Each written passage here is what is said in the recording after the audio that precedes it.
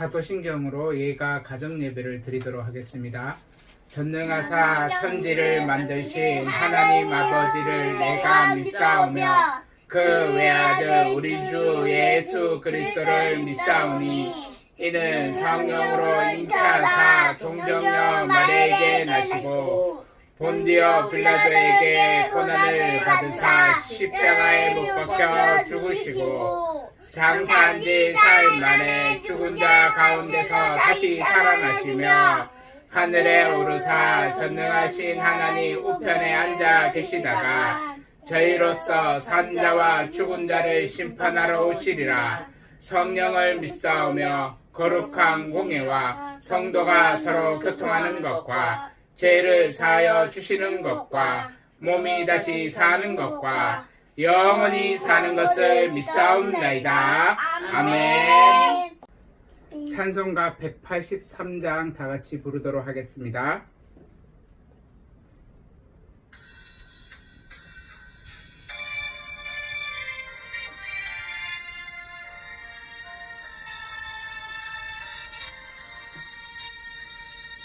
빈들의 마른 풀같이 시들은 나의 영혼 주님이 약속한 성령 간절히 기다리네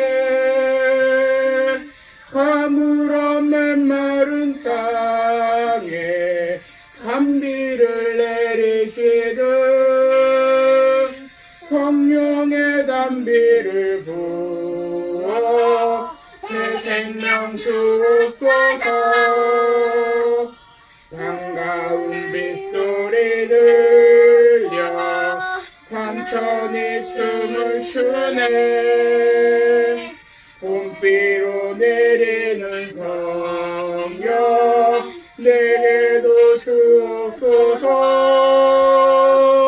가물어 메마른 땅에 단비를 내리시듯 성령의 단비를 부어 새 생명 주옵소서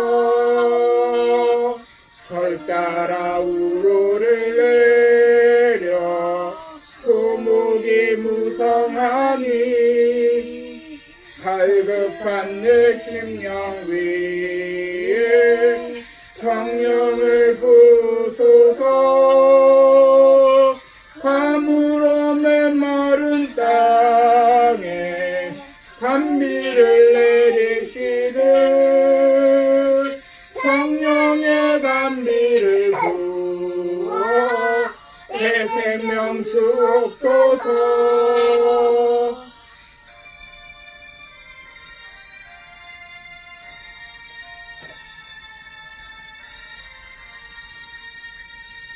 참되신 사랑의 언약 어길 수 있사오랴 오늘의 흡족한 은혜 주실 줄 믿습니다 가물어 메마른 땅에 단비를 내리시듯 성령의 단비를 부어 새 생명 주옵소서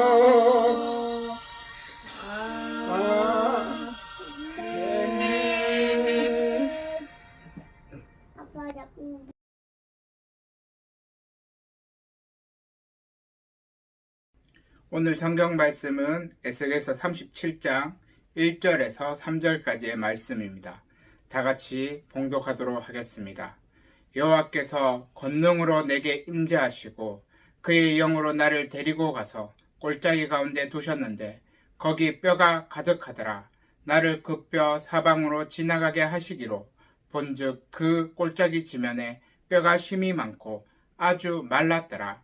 그가 내게 이르시되 인자야 이 뼈들이 능히 살 수 있겠느냐 하시기로 내가 대답하되 주 여호와여 주께서 아시나이다. 아멘. 우리가 절망의 구렁텅이에 한번 빠지면 거기서 빠져나오기란 쉽지가 않습니다. 하지만 믿음이 있는 하나님의 백성들은 그런 절망의 구렁텅이에 놓여 있어도 하나님을 믿습니다. 그런데 하나님을 믿어도 눈에 보이는 상황이 더 악화된다면 그때는 굉장히 큰 시험에 빠지게 되어지는데, 그럼에도 성경에는 하나님께 소망을 두라고 말씀하고 있습니다.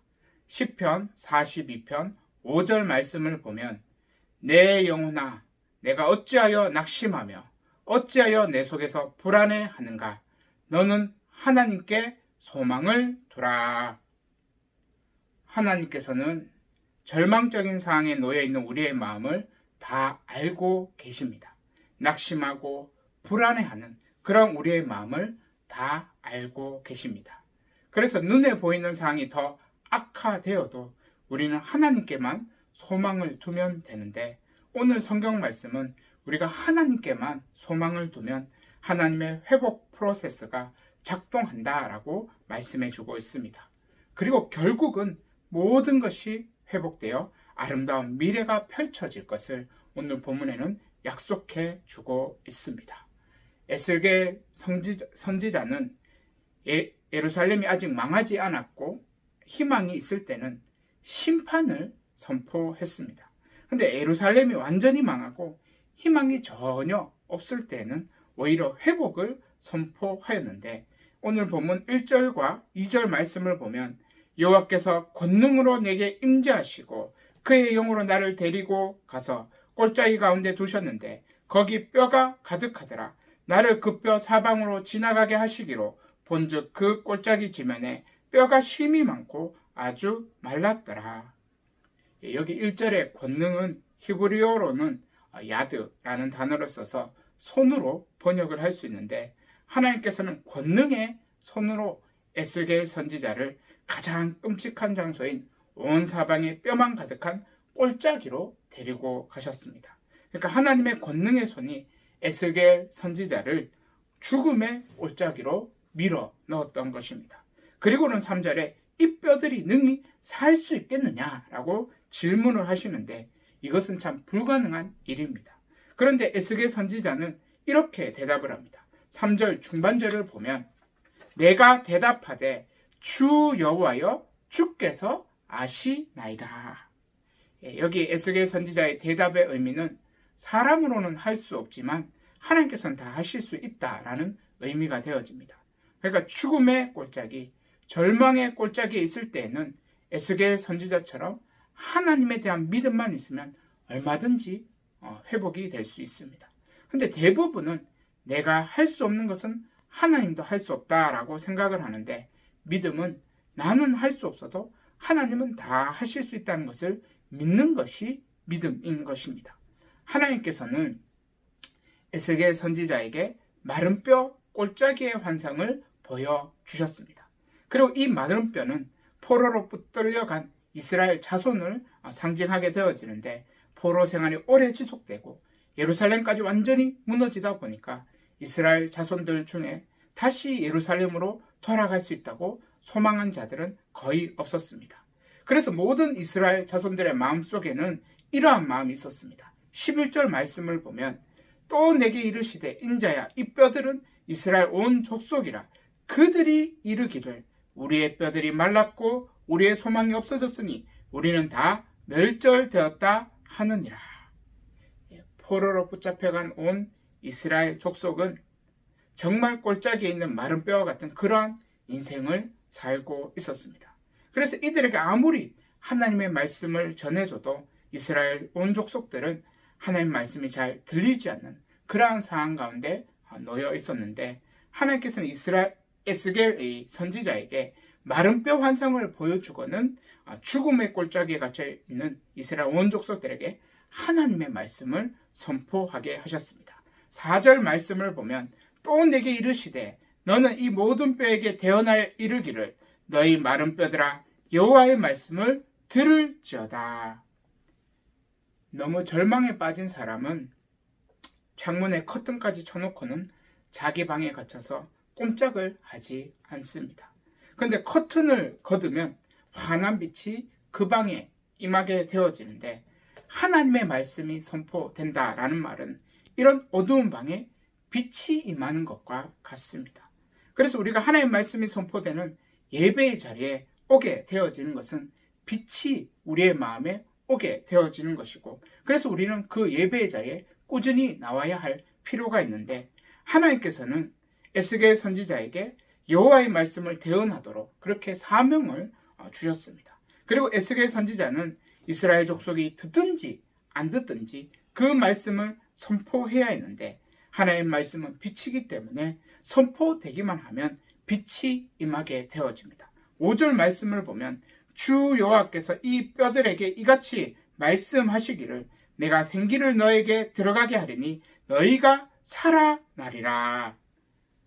하나님께서는 하나님 백성들이 침체되어 살아도 죽은 자처럼 사는 것을 굉장히 싫어하십니다. 그래서 하나님께서는 늘 하나님 백성들이 말씀을 들을 수 있도록 그렇게 은혜를 주시는데, 하나님 말씀은 생기를 불어넣는 그러한 말씀입니다.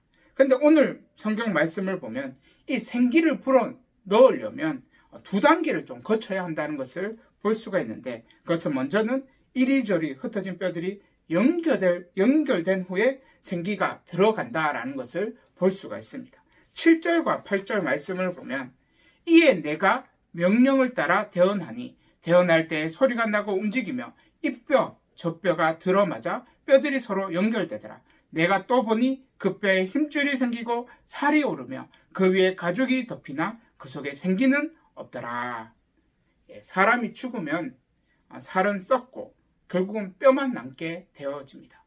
그런데 7절과 8절은 시간이 이제 거꾸로 돌아가듯이 죽기 전의 모습으로 다시 돌아가는 것을 볼 수 있는데, 영화를 보면 이런 장면들이 종종 나오게 되어집니다. 모든 것이 깨어졌는데 갑자기 시간이 막 빠르게 대강기 되면서 깨어진 모든 것들이 원상복구되는 그러한 장면들이 종종 나오게 되어지는데, 지금 7절과 8절이 그런 영화의 한 장면과 같은 그러한 모습이라고 볼 수 있습니다. 하지만 상황은 여전히 이제 꼴짜기 가운데 놓여 있는데, 주어진 상황은 이렇게 쉽게 바뀌는 것이 아니라는 것도 볼 수가 있습니다. 그러니까 눈에 보이는 상황은 우리가 은혜를 받았다고 해서 꼴짜기가 바로 푸른 풀밭으로 그렇게 바뀌는 것은 아니다라는 것입니다. 하지만 눈에 보이는 상황이 더 악화되지 않는다면 그것은 하나님께서 함께 하고 있기 때문에 결국은 이것은 좋은 것이라고 말할 수 있는데, 요즘 이제 대구 경북 지역에 코로나 확진자 숫자가 굉장히 많이 줄어들었습니다. 그리고 4월달부터 대구에 있는 많은 교회들이 이제 공예배를 지금 드리고 있는데, 지금 하나님께서는 이 코로나 사태가 더 이상 악화되지 않도록 우리를 지켜주고 계신다라고 이렇게 말할 수가 있습니다. 그런데 아직 이 상황이 끝난 것은 아닙니다. 여전히 확진자는 나오고 있고 전 세계적인 이런 팬데믹 상황이라서 지금 우리의 상황은 여전히 꼴짜기 가운데 놓여 있습니다. 그렇지만 우리가 이때 더 줄을 결사적으로 붙들게 되어지면 이제 반전이 일어나게 되어지는데, 성령의 바람이 불어서 악한 것들은 이제 사라지고 오히려 이전보다 더 아름다운 미래가 열리게 되어지게 됩니다. 9절과 10절 말씀을 보면 또 내게 이르시되 인자야 너는 생기를 향하여 대언하라. 생기에 대하여 대언하여 이르기를 주 여호와께서 이같이 말씀하시기를 생기야 사방에서부터 와서 이 죽음을 당한 자에게 불어서 살아나게 하라 하셨다 하라. 이에 내가 그 명령대로 대언하였더니 생기가 그들에게 들어가매 그들이 곧 살아나서 일어나 서는데 극히 큰 군대더라. 하나님께서는 말씀이 선포되는 곳에 생기를 불어넣어 주십니다. 그리고 마른 뼈들이 이제 하나님의 큰 군대로 이렇게 변화되는 것을 볼 수 있는데, 이런 것을 보면 하나님께서 자기 백성들에게 꼴짜기를 허락하신 이유가 살리기 위해서였다는 것을 알 수가 있습니다. 그러니까 완전히 새 사람으로 변화시키기 위해서 꼴짜기를 허락하셨던 것을 볼 수가 있는데, 결국 고난이 우리에게 주는 유익은 변화라고 말할 수 있습니다. 이전에 악한 행실을 끊고 줄을 붙드는 변화가 결국 고난이 주는 유익이라고 말할 수 있습니다. 그리고 이러한 변화 속에 결국은 아름다운 미래가 펼쳐지고 아름다운 미래 가운데 우리는 살게 되어지는 것입니다. 사랑하는 예가 식구 여러분, 지금 우리들은 코로나 바이러스가 언제 사라질지 알 수 없는 상황 속에 하루하루를 보내고 있습니다. 그래서 눈에 보이는 현실은 여전히 우리를 불안하게 만듭니다. 하지만 우리가 마른 뼈들도 능히 살리셔서 하나님의 큰 군대로 새롭게 변화시키는 그 하나님만 바라볼 수 있다면, 하나님께만 소망을 둘 수 있다면 하나님께서는 우리도 변화시키시고 우리의 미래도 아름답게 바꾸어 나가실 것입니다. 우리들이 이런 코로나 사태를 통해 우리들이 변화되고 우리의 가정이 변화되기를 바랍니다. 성령의 바람이 불어 말씀을 더 사랑하고 예배를 더 사랑하고 이전에 죄된 습관들 끊어지는 역사가 우리 모든 예가 식구들에게 일어나기를 간절히 소망합니다. 제가 기도하도록 하겠습니다. 하나님 아버지, 대구 경북 땅을 불쌍히 여겨주셔서 코로나 확진자가 많이 줄어들게 하심에 감사합니다. 4월달부터 교회에 모여 공예배를 드릴 수 있는 은혜를 허락하여 주셨는데 모든 교회마다 성령의 불이 임하는 거룩하고 영광스러운 예배가 될 수 있도록 은혜 다하여 주시옵소서. 하나님 아버지, 이번 코로나 사태를 통해 하나님 보시기에 가증스러운 모든 것들이 끊어지는 역사가 나타나기를 원합니다. 모든 것들이 새로워지고 변화되어지기를 원합니다. 성령의 바람이 불어 말씀을 더 사랑하고 예배를 더 사랑하고 이전에 죄된 습관들이 다 끊어져서 거룩한 교회, 거룩한 성도, 거룩한 믿음의 가정으로 다 변화될 수 있도록 은혜 다하여 주시옵소서. 하나님 아버지, 우리 예가 식구들의 가정을 지켜주실 것을 믿습니다. 마른 뼈들도 능히 살리시고 하나님의 큰 군대로 삼으시는 하나님께서 우리 예가 식구들 가정을 하나하나 지켜주시고 영적으로 침체되지 않도록 늘 찬양이 넘치도록 하나님께서 은혜 베풀어 주시옵소서. 우리 어린 자녀들의 건강을 지켜주시고 고난의 때 부모가 먼저 주를 더 의지하고 주를 더 사랑하여 우리 자녀들에게 믿음의 유산을 잘 물려줄 수 있도록 은혜 베풀어 주시옵소서. 지금은 우리 주 예수 그리스도의 은혜와 하나님 아버지의 크신 사랑과 성령님의 위로 교통 충만하신 역사가 2000년의 예가 식구들 모든 가정과 가족들 머리 위에 영원토록 함께 있을지어다.